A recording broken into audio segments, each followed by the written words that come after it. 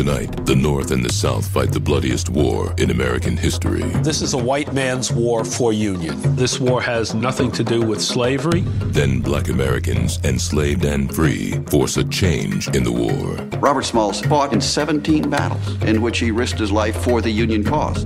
Emancipation only begins the challenge of freedom. The message was that the destiny of African Americans was not at all connected to the destiny of the nation.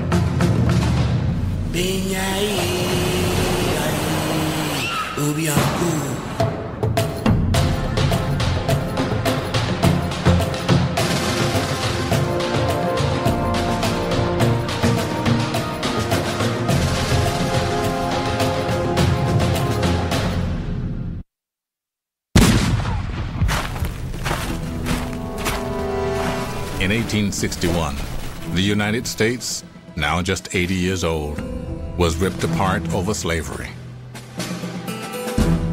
With the election of Abraham Lincoln, 7 states of the Lower South left the Union to found a new Confederacy. A great war began, and with it, thousands of African Americans fled to freedom. No more, my Lord. No more, my Lord. Lord, I'll never turn back. No more.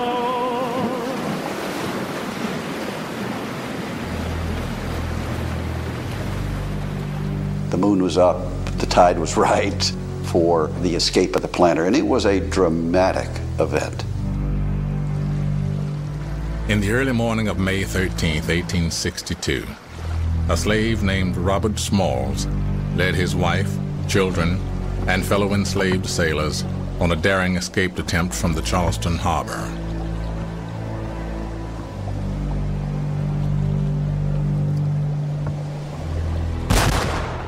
Just 1 year before, Confederates had captured Fort Sumter, gaining control of the harbor. North and South were now locked in a civil war. A war that would become the bloodiest in the nation's history. The conflict had erupted just a few miles from where Robert Smalls and his fellow crewmen were attempting their escape.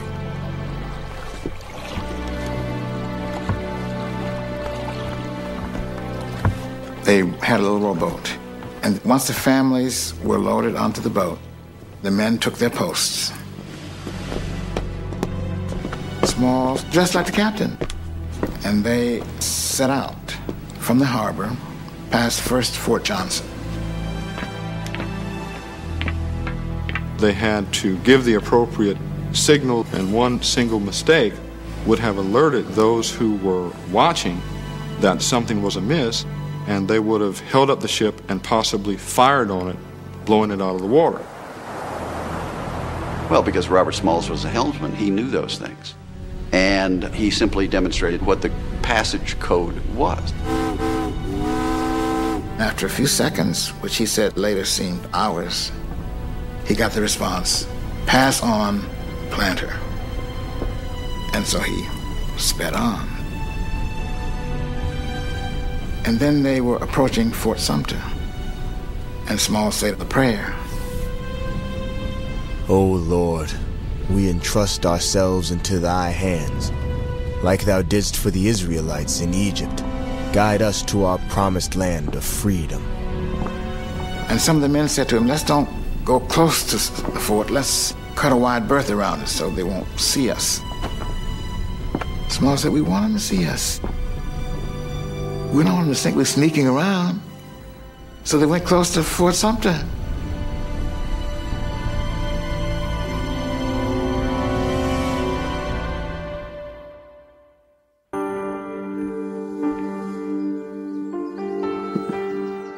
Robert Smalls was born in Beaufort, South Carolina in 1839, just down the coast from Charleston. His mother, Lydia, was born enslaved on the McKee plantation. Robert Small's mother, Lydia, was a household servant, so she was probably more literate and better educated than most of the general slave population in the Sea Islands. She imparted, or at least tried to impart, as much of that education to her son as she could.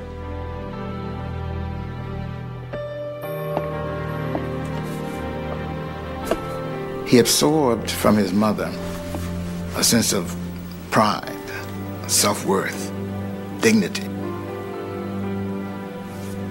And he learned from his owner a set of skills. He taught him all sorts of things, but he did not teach him to read and write. When Smalls becomes 12 years old, instead of sending him out to the fields, the owner, McKee, took the boy himself into Charleston and deposited him with his sister-in-law. Charleston was a whole new world for the young boy. And now, like many other enslaved, he found himself hired out by his owner to work in the city. In the urban environment, it was not unusual for someone who owned several slaves to hire the slave's time out to other persons. And that would represent a mechanism that would continue to allow the owner to reap the profits of the slave's labor. For the next few years, Smalls worked at various jobs around Charleston and learned many new skills. Eventually, he found work on the docks. By the time he was 15 years old, Smalls was captain of the crew on the docks. Most of these men were twice his age. And he earned $15 a month, which belonged to the owner, McKee. And whenever he got his $15, McKee gave Smalls $1. But Smalls saved his dollar, and he purchased things like tobacco and candy and sold it to the other men on the docks and made more money, and he saved it. But Smalls was ambitious. He asked McKee if he could hire himself out. Then he would pay McKee $15 a month and keep any additional money he earned. McKee agreed. This happened frequently, actually, that owners oftentimes allowed their slaves to work for other persons, accumulate wages as a result, and to then purchase their freedom.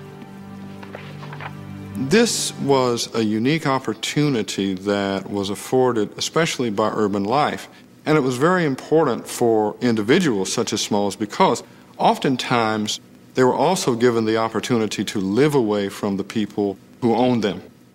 Robert Smalls would soon ask if he could live on his own as well. When Smalls turned 17, he fell in love with a young lady named Hannah Jones, who was almost twice his age. 29, I believe she was. But they got married. McKee gave his permission for them to marry, and he also gave the newlyweds permission to live in Charleston. But Smalls knew that the few freedoms he now enjoyed existed at the whim of his master. Robert Smalls wanted real freedom. With the help of his wife, Smalls studied maritime charts and was promoted. As he made more money, Robert and Hannah began to talk about buying their freedom. Then, everything changed.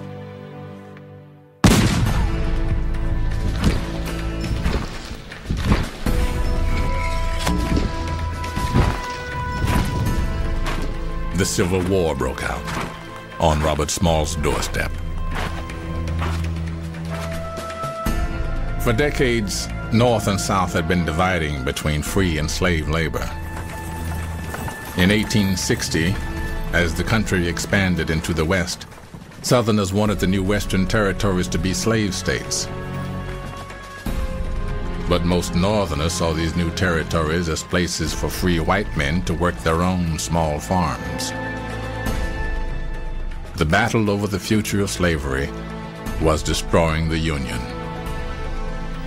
By the time of the presidential election of 1860, the Southern Democrats break off, and they are pushing quite strongly towards the possibility of secession. And the center of secession during this period is South Carolina. With the Democratic Party divided, a free labor Republican from Illinois was elected president with less than 40% of the vote. Abraham Lincoln did not carry a single Southern state. Immediately after the election of Abraham Lincoln, there are a series of meetings in South Carolina particularly. And before Christmas of 1860, South Carolina announces to the world that it is withdrawing from the United States of America. It is seceding.